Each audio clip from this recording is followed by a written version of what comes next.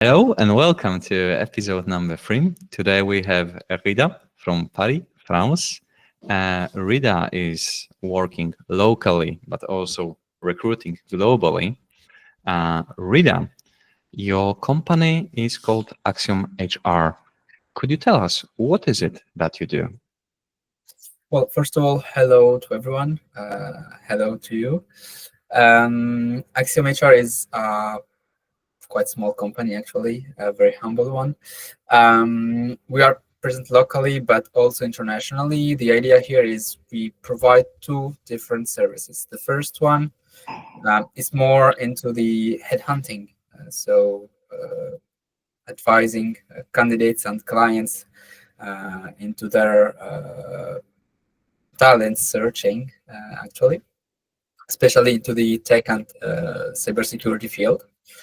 And the second one is more into training, learning, helping people go a little bit more into the AI tools using. How to implement AI into their business, for example, how to make their day-to-day operations more efficient using AI tools. Okay. So basically, those are our two main domains, and yeah. Okay. So you are pretty well founded in modernity. You know, AI is a topic and it's a big topic. Also, recruitment is interesting. Can you tell us why companies with their own internal departments are using other companies to recruit people? You said to headhunt people. Yeah. Actually, it's a very good question. From a company to another, the reasons why they use other services can be diverse. Can be, for example, that the company doesn't really have the resources, humanly speaking, to recruit. For example, their HR department is not so developed or so big to have people recruit for them. They maybe don't have the knowledge or basic skills. For example, if we talk about cybersecurity, it's quite a specific sector, and you have to have basic knowledge if you want to go to recruit specially experts on that field. The third point can be the time, because which is basically linked also to the first point, but the time, sometimes they are into 10, 15, 20 subjects on the same time, so they don't really have capability to do the job. And the fourth can be maybe financial, even if I think that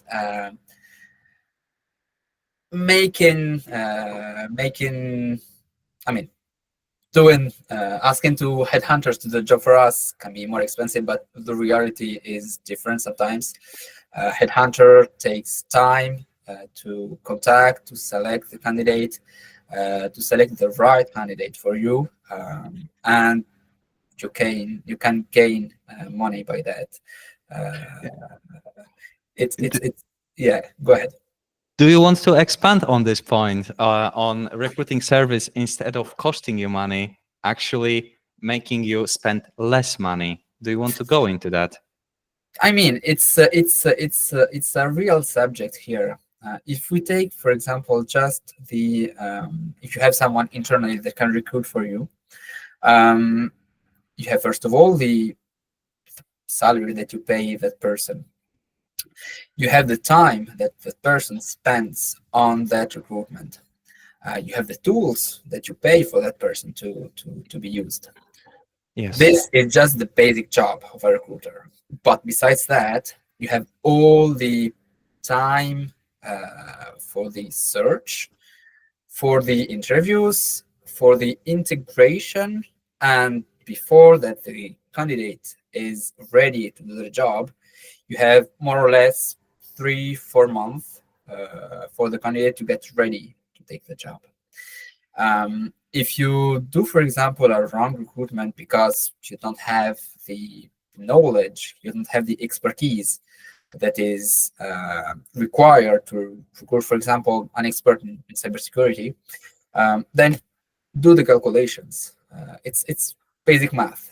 You have 3 months for just to recruit the person. Then you have 3-4 months to make that candidate more or less operational. Then how many months that you have lost here? 3 plus yeah, 6, half a year already. We're half a year behind ready. schedule. Yeah. So it's, if you take the salary of the recruiter and all the tools around that, and the salary of the candidate, and all the expenses that you have had, the training, the integration also, because you have many people that have used time to integrate that person, technical also aspect, laptop, phone, and so on. So by the end, a headhunter is less expensive than all that you have paid, basically, to do it yourself. So it's a real gain, financially speaking. I think that's a really interesting point, and it should be pitched more that recruiters, external agencies are money savers, not money spenders. Yeah. Because everybody wants to, if I'm talking to CEO or if I'm talking to financial director, I think they speak accounting. They speak the language of money, accounting. And when they hear that you can make them money instead of cost them money, you can actually make them savings. They love it. They love it. It's true. It's true. Okay, so I mean, we heard that we know why clients, some of the clients use external hiring services, but Rida, there's a lot of agencies around the world.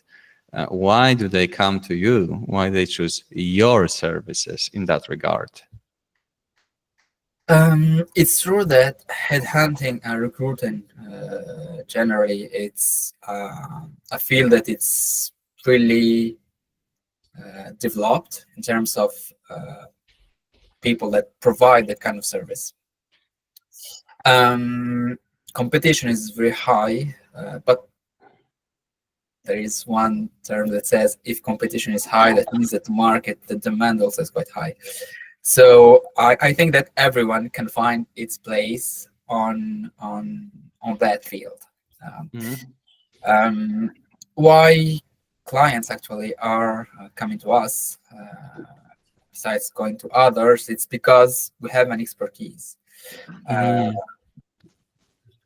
I've been personally recruiting in tech. It's been more or less 5 years now, and in cybersecurity about 4 years. So I personally know how that market is going. The mentality of the candidates also is quite important. The skills that are demanded, the market locally in France, but I have had the chance to work also globally. So yeah, all this vision, it's quite important for a client. We are talking about human resources, but the information is quite important, not only into the human aspect, but also into business. For example, what's the new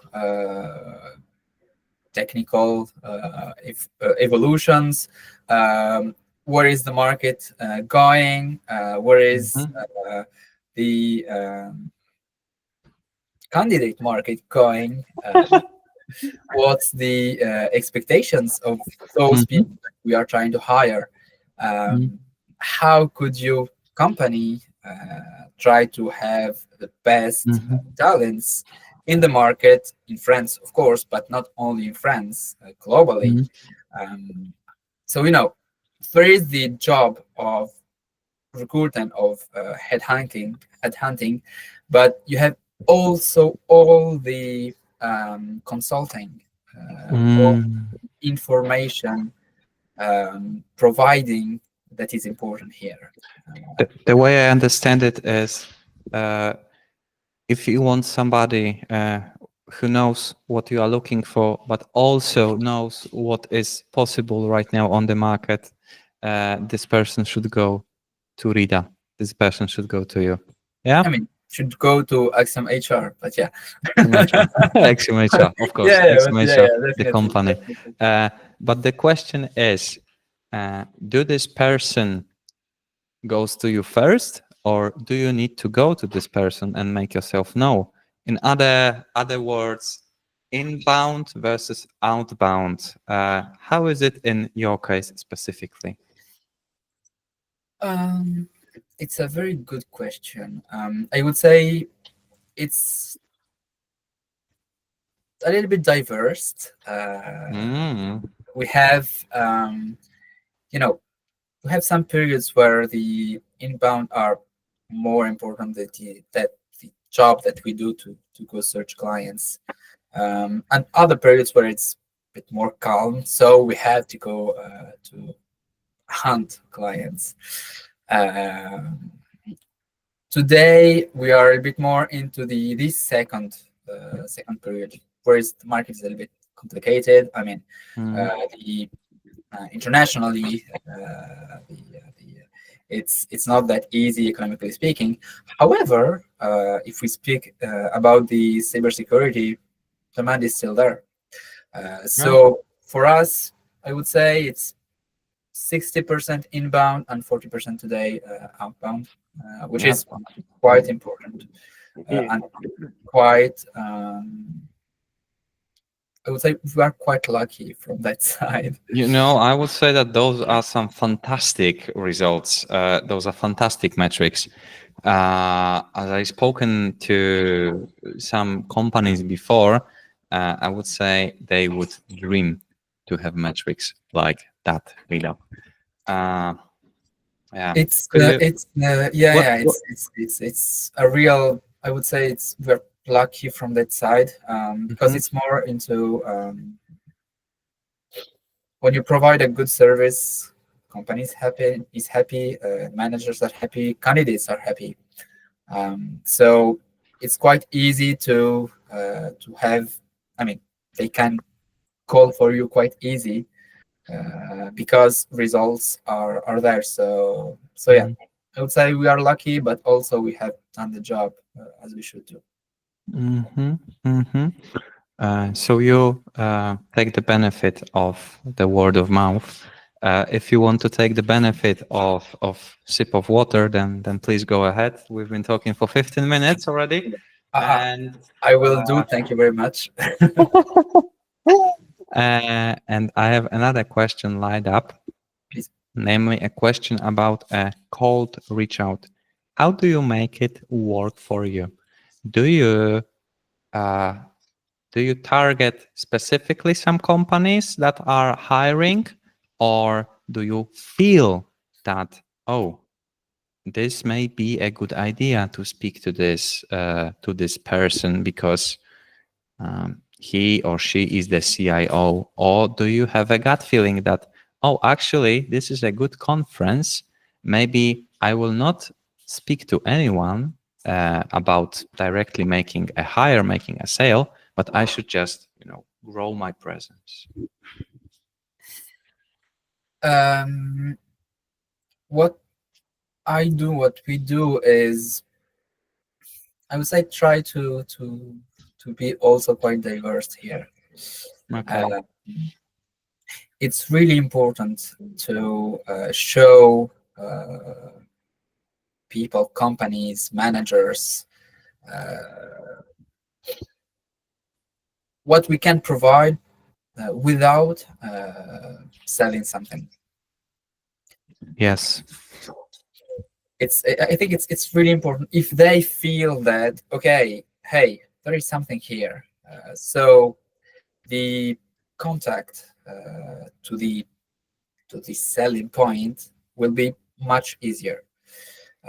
because they have understood what you do, because they had understood your added value, and that what you can So propose can match actually their need without selling anything. We are just talking, just making contact, just understanding, trying to understand what they do. So I would say it's the first point is just talking with people. It's really important. Going to conferences, going to events. It's something really important that works a lot for us. Um, Try to be online as much as we can, even if we don't really spend a lot on that. But we try to do so. But yeah, again, just try to talk with people. It's really, really, really important. Rida, I'll actually test out this advice because after I'm done talking to external agencies, external recruiters, I'm going to talk to CIOs, chief information officers, managers in HR, and cybersecurity managers. So I will not pitch them anything. I will ask what the pain points are and how a recruiting agency can benefit. But this is in season 2. We are in season 1. But I'll test it So out. I have a little teasing here, isn't it? Yeah. Okay. But it's important. Again, don't. We should always remember that our job is the heart of our job is HR, so human. So just to talk with people, and things will come after that. I've heard that around 95% of companies that you want to sell to, the target customer, at the moment that you want to sell to, they are not interested. So maybe that's actually making sense, just to talk, just to be human, not to force things, Sir, next question. Next question is about, we talk about clients. We talk about, let's switch to candidates and let's stay within cybersecurity as possible. Could you tell us from your experience, what is different? What is difficult? What is to be on the lookout for when it comes to hiring in cybersecurity? Not in IT, not in accounting, but in cybersecurity specifically. Yeah, it's a quite specific market here. Actually, it's quite tricky because we have, if you see the seniority in terms of candidates, we have a quite range of juniors. We have a little bit an important range of seniors, well, much thicker, not much smaller than the juniors, but we lack the middle part here. So the difficulty for us, for recruiters, is to say, okay, I need a senior position, for example, I need senior expert, and to find a senior person that is available, that can match all the needs that the company has, that is fully open to, for example, work in office, more or less full-time. So yeah, it's more finding the right candidate, but senior experts here. That is lacking. Many people, many young professionals are going to cybersecurity because it's a future. The market is developing a lot, but again, we have a very small pipeline in terms of quite senior experts that are available. that are not that expensive, that are well, if they are senior, I would say that they are expensive. I mean, they are expensive, but sometimes you have the budget that the company is ready yeah, to pay versus the package that they are asking. yeah, It's yeah. You got to weigh the scales. You got to weigh them. exactly Which it's a balance. which leads me to a next question.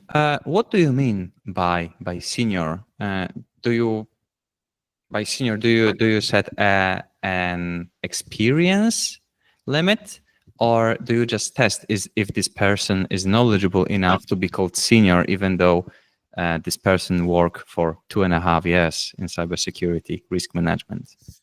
Um, it's again, you asked for it. yeah, no, true. You're right, completely right. Mhm. When some clients come to us, they say, "Hey, I want someone senior on that kind of position," and they often mean 4, 5, 6, sometimes 10 years of experience in a specific position. So that is what I mean by senior on a position.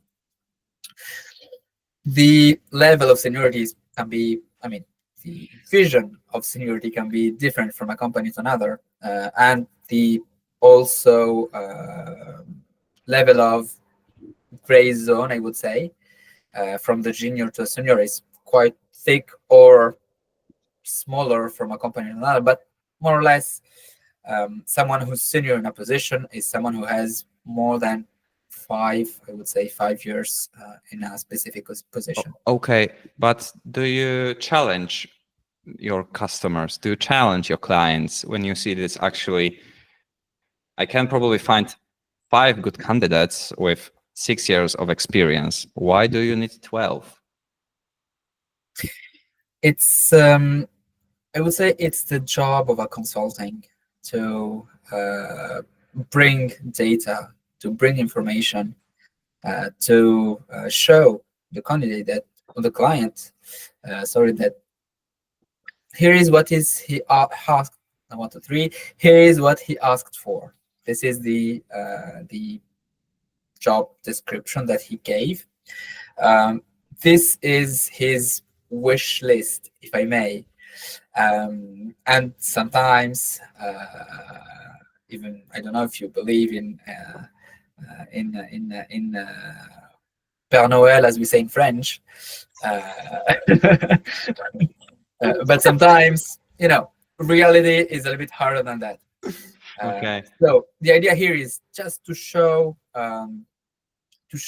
by A plus B that, okay, this is what the market can provide. This is the data that we have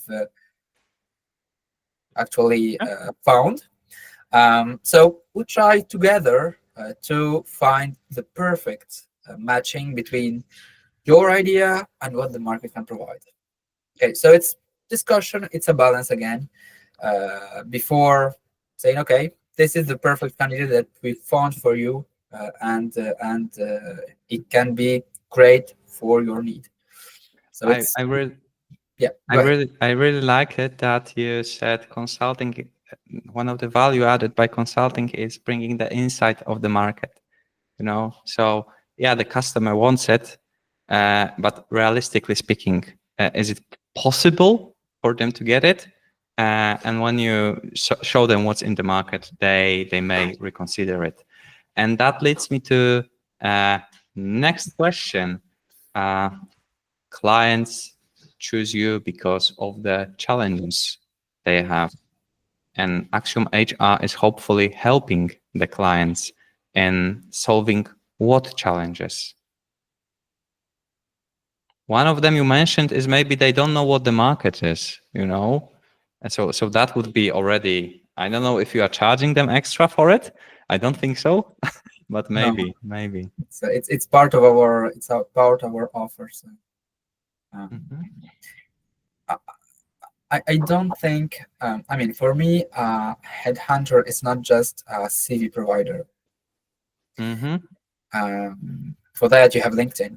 It's Probably, yeah.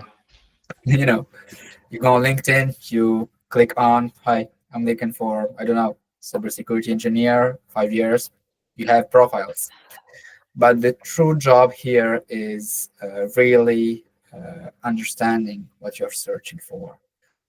Really, again, giving insights, really challenging, really understanding also the candidates and their wishes.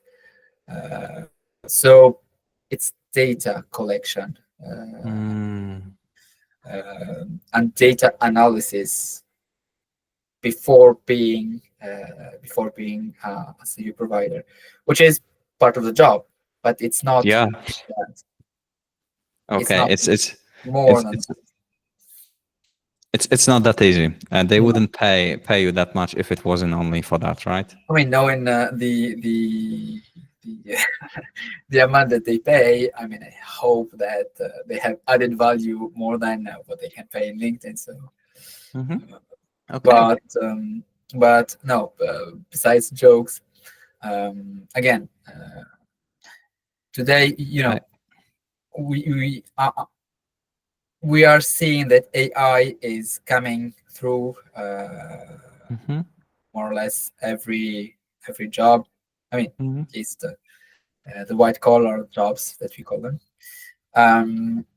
And if we don't provide analysis, human analysis, understanding, and so on, I mean, our job can be done by AI. So what's I see AI as something that enriches and makes the job easier, but definitely doesn't replace. But I was totally serious when I meant that the clients pay you much, and that's a good sign, not a laughing matter, because you are making your clients successful. Would you like to share a story how you made a client successful, how you added value to the client, how you really helped them? Because in the end of the day, that is what they are paying you for, right? sure. I remember it was 1 year ago we had a client, which is a small company actually. It's a French company. They were struggling, literally struggling to find someone. It was cybersecurity position. According to what they said, it's the search took more or less 8 months for them, and on the end of the 8 months, they still didn't find someone. So what they had to do is to use other companies' services, just to have someone replace, take the job for temporarily speaking, and try to make the position filled temporarily, which is quite difficult for them because you have someone temporarily, you don't really know if that person will stay or not. If you don't know if the project that the person is working on will really go as you want it or not. So it's quite difficult. Here you have a level of insecurity, and I would say quite tricky as a situation, to be honest. Managers are in a really difficult situation. When they came to us, literally they were just, hey, sorry, please find someone quickly, because here the situation is not very difficult. Yeah, it's very difficult, knowing that they had some deadlines that they had to respect and so on. So what we did is we took the history of the research from their side. Okay, what have you done till now? What was your process? Which candidates you have told with? What's your demand? What's your job description?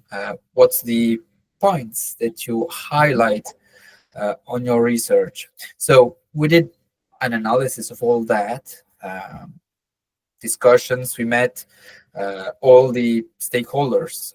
There were 4 stakeholders. So we met them all. And we did a meeting with all together, show that, hey, this is the history of what you did. These are the points that you are struggling with, because you had candidates. They actually have interviewed quite many candidates, but no one was good for them. Oh, No one was good for them. But why? Here is the real question. The reasons are that in between them, the stakeholders, they don't have the same vision of the buyer. They don't have the same must to have, you know. So when a candidate goes from the step 1 to the step 2, step 1 is validated, then he goes to the step 2, he's automatically stopped into the step 2. So he's rejected because the second person that he's been interviewed by doesn't have the same vision as the first one. Yeah. So yeah, here is a lack of communication, a lack of just being on the same page. And what we did is actually have meetings with all them together to say, okay, now that we have seen what's the problem, we start a research. Okay, we show you candidates every time to all of you together. Okay, and when you do interviews, then you have actually the same points that you all more or less have to understand, have to know. So it was, the consulting dimension here is very important. So it took us more or less 2 months and a half to find someone. 2 months and a half. Yeah. 2 months and a half, because we had the search period, the interviews, and then the negotiation with the candidate. But in 2 months and a half, we solved a problem that took less than a year. Yeah. So yeah, this is one of the examples that show actually that analysis, understanding, discussions can sometimes solve some tricky situations. Even though they hired you to hire a candidate, I think that you provided more value than that. Maybe they are using this approach to gather every stakeholder together and have one, motivation to hire, to have standardized must-haves. Maybe they are still using that, and maybe they are not having this problem anymore. So I think that there is a great value in this, Rida. Whether regardless of if they use it or not, you just gave them tools to the hand. Speaking of the tools, it is important, but no, it is important, period. But we also need to use them, those tools, and we do it on the market. We do it on the job market where we work for somebody, where we are employed. And my question is, how is the job market nowadays, in your opinion? Is it difficult to find a right candidate? Is it difficult to find a right job? Do candidates have fair expectations? Do companies have fair expectations? How do you see it? We are speaking about market in cybersecurity.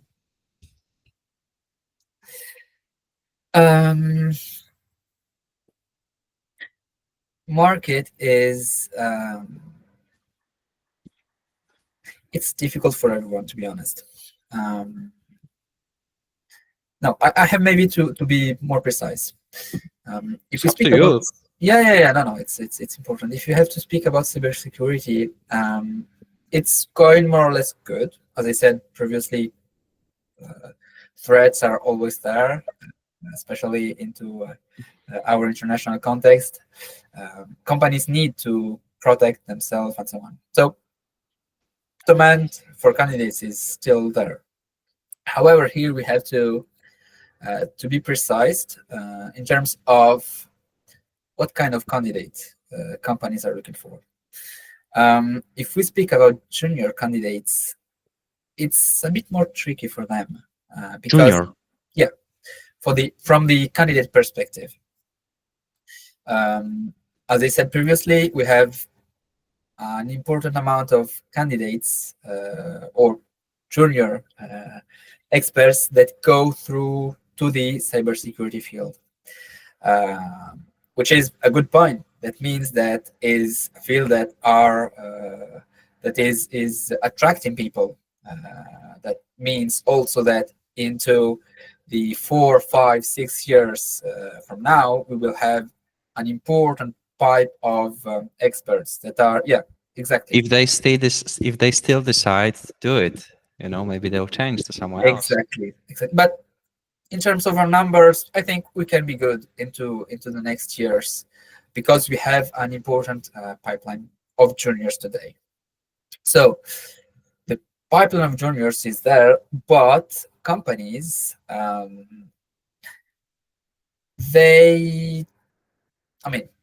most of them, they don't really want to hire juniors because they hired many juniors before. This is the first point. And the second point is they want experts, people that are quite expert. They can pay them more, but they know that they are ready to do the job. So the time to be, how do we say it? Time to be operational is shorter. There are people that know their job, so they don't need to train them and so on. So we have a double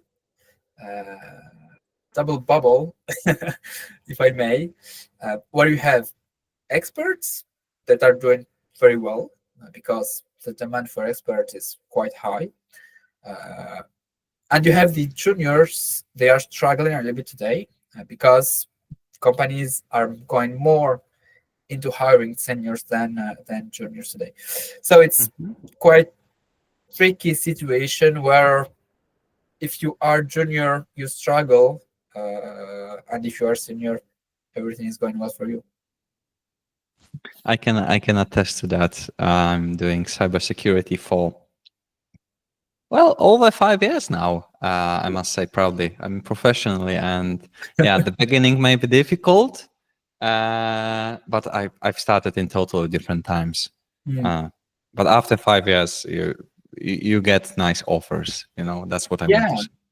And companies come to you. I mean, you don't. Sometimes you don't even know you don't even need to apply for them. They just headhunt you, if I may, which is quite the opposite for juniors. They have to apply. Competition is higher, and when it's the offer and the demand law. So when the offer is higher and the demand is a bit lower, then competition is high. So from the candidate perspective, it's a bit more difficult. However, let's stay positive. I'm sure that things are. The market is evolving positively, so I'm sure that in the next years it will be fine. Let's see. The target audience for this podcast is twofold. It's people working in information security. It's also people working in recruitment, because the name is recruitment in cybersecurity. So this is our target audience. Would you say anything to people that are listening to us? Do you have any message that you would like them to share? Or do you have any important words you would like them to know?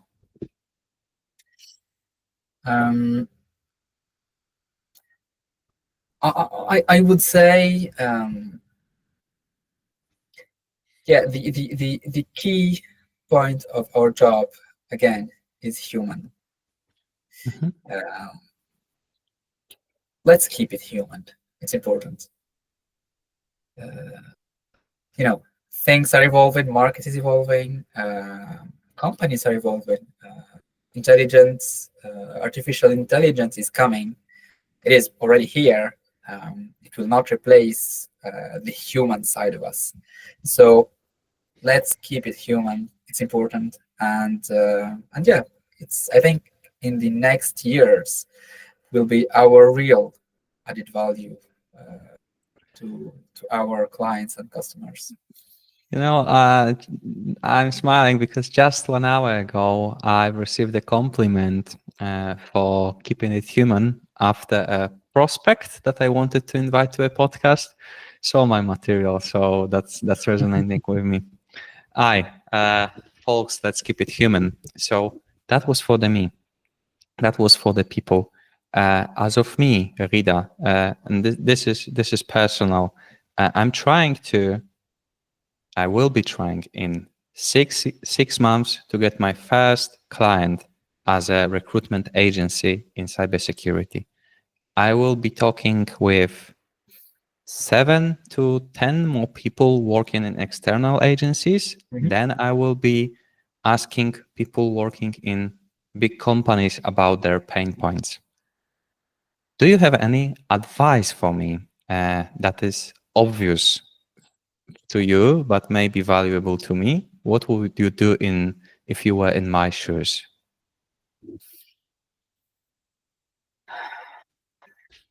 Yeah, I know. I ask difficult questions here. No, I mean, it's. I would say we all try things, and sometimes they work, sometimes they don't work. But the important here is to try something. Yeah. Talk with those people. It's really important. Again, it's the human part of it. Understanding what are their needs, what are their problems, how can we add value to them. And besides the business part, it's just understanding, just humans. So I would say it's important to talk to people again. It's important to understand them. It's important also to give them time to express themselves. There is a common knowledge about HR. HR listen to people, try to understand people, but no one listens to them and tries to understand them. So sometimes just give them time to express themselves and their day-to-day difficulties, and you will see that it will pay. It will pay. After all, it's again, it's an HR job. Even if it's called headhunting, it remains an HR job. Try things, stay human, don't cut anyone mid-sentence. So those are the key takeaways. Ladies and gentlemen, Rida from AxiumRH. Rida, I would like to thank you so much. Thank you too. It was a pleasure.